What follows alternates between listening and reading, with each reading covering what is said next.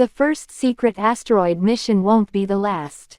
AstroForge, a private company, wants to mine a space rock, but it doesn't want the competition to find out which one. For generations, Western space missions have largely occurred out in the open.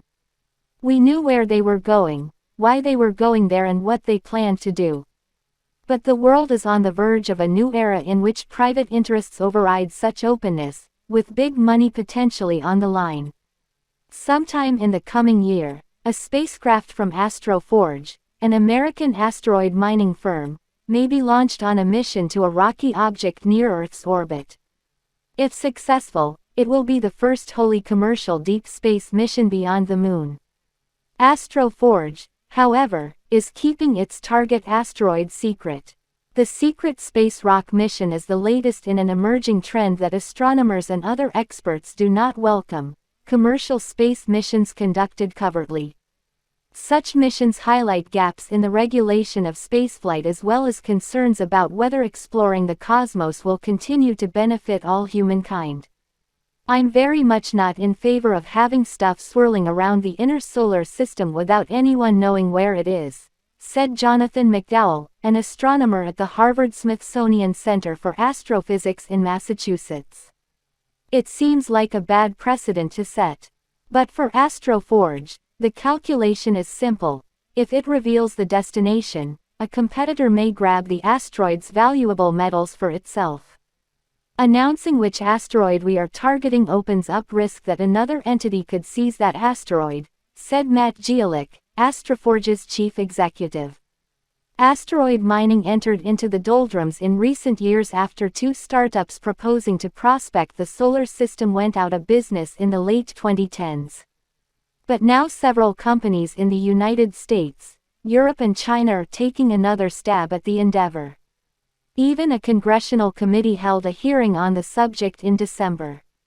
The renaissance is sparked by a new wave of commercial space exploration, driven largely by SpaceX, the company founded by Elon Musk that flies reusable rocket boosters and has reduced the cost of reaching space.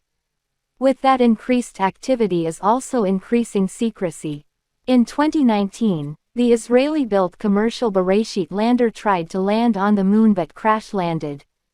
On board, kept secret until after the failed landing, were a few thousand tardigrades, microscopic animals supplied by the nonprofit Arch Mission Foundation.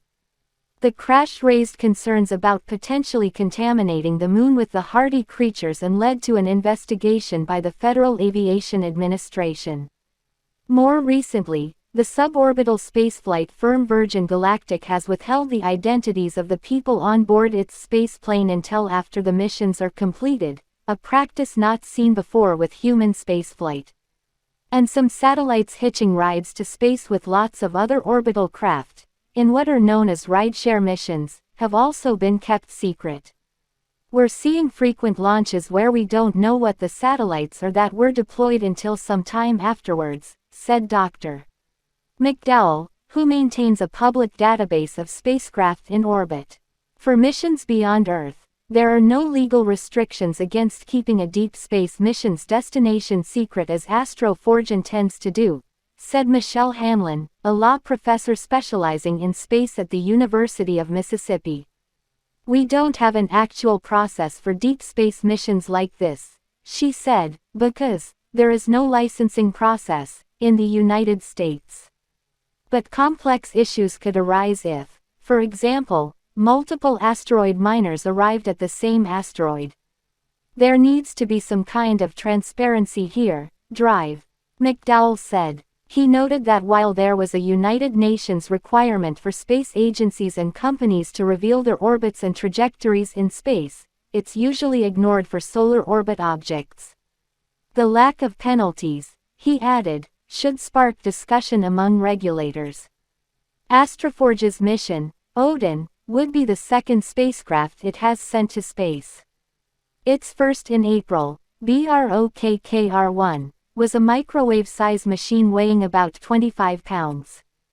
The goal of that mission was to practice refining metals in the environment of space. The spacecraft has encountered problems, however, the company said on deck. 11. AstroForge is in a race against time to get BROKKR1 working before it is lost. Odin, on the other hand, weighs a much heftier 220 pounds. AstroForge plans for it to piggyback on a robotic mission to the Moon in 2024 by the company Intuitive Machines that is sponsored by NASA and being launched on a SpaceX Falcon 9 rocket. A launch date has not yet been set. During the journey to the Moon, the plan is for Odin to be released and to venture into deep space beyond lunar orbit. Within a year, according to AstroForge, the spacecraft will fly past the mystery asteroid, taking pictures in the process and looking for evidence of metal. AstroForge is aiming for what is suspected to be an M-type asteroid. These are thought to be fragmented pieces of failed planetary cores and may be rich in valuable platinum group metals, which have a wide range of uses including in health care and jewelry. No spacecraft has ever visited such an asteroid before, although NASA's Psyche mission, launched in October, is on a mission to a potential M-type asteroid, also named Psyche, between Mars and Jupiter. It will not arrive until August 2029, however, affording AstroForge a chance to be the first to visit such an object. So far AstroForge has raised $13 million from investors. A full mining mission would require a much larger investment. But there are riches to be made if the company is successful. On Earth, the metals that may be on M-type asteroids can be difficult and expensive to mine. Iridium, for example, sells for thousands of dollars per ounce.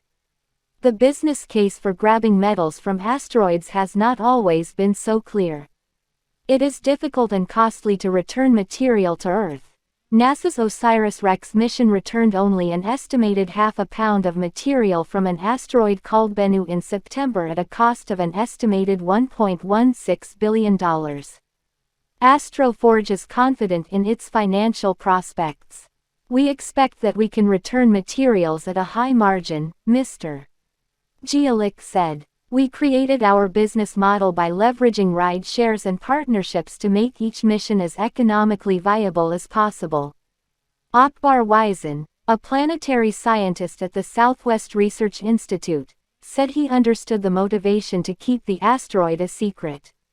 He formerly worked for Planetary Resources, a mining startup that never reached any asteroids, and it, too, was coy about its targets. This is a commercial enterprise, he said. You wouldn't go telling people, I know where the gold is. But some scientists think asteroid miners should be more forthcoming about what they seek. M-type asteroids give humanity a window into the chaotic early solar system 4.5 billion years ago, when objects frequently smashed together and the planets were born.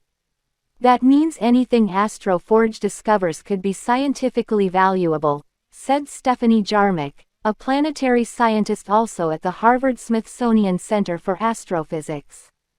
I'm a pretty big proponent for open science, said Dr. Jarmick, also a project scientist for NASA Science Explorer. We haven't visited an M-type asteroid before, so there's quite a bit we can learn. That could include insights into the heating processes that were going on early in solar system history, said Andy Rivkin, an astronomer at the Johns Hopkins University Applied Physics Laboratory who led NASA's DART mission to impact an asteroid in September 2022. We will never get to Earth's core, he said. So visiting these kinds of objects will give us information that we could extrapolate to learn more about Earth and apply that to different planets. Benjamin Weiss, a planetary scientist at the Massachusetts Institute of Technology and the deputy principal investigator on the Psyche mission, said the true nature of M-type asteroids was still unclear. While it had always been the leading assumption that M-type asteroids were metallic, he said, we did not know for certain. In 2010, the European Space Agency's Rosetta spacecraft flew past the asteroid Lutetia.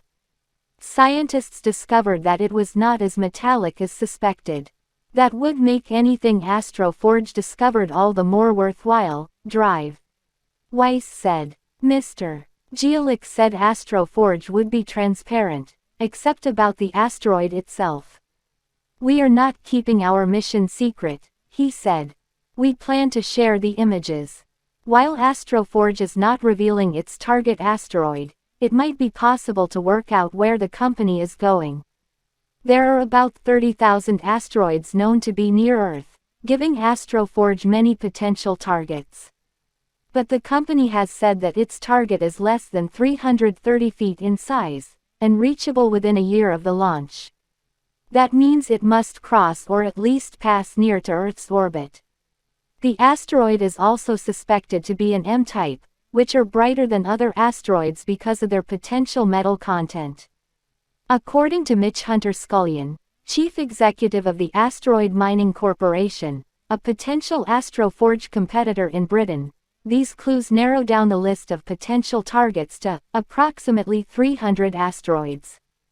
Dr. Jarmak refined the potential targets even further, accounting for brightness and size. "We have a list of 14 objects," she said. "Of those, particularly promising is 2010 CD55, which is about 270 feet across, reasonably bright, hinting at metallic content, and reachable from Earth in the time frame of AstroForge's launch date." Mr. Jielik would not verify or deny that suggestion. "We do not want to publicly confirm our target asteroid," he said. He added that there were multiple targets AstroForge was considering. "We are actively tracking several asteroids that would be viable for our Odin mission should our launch date slip," he said.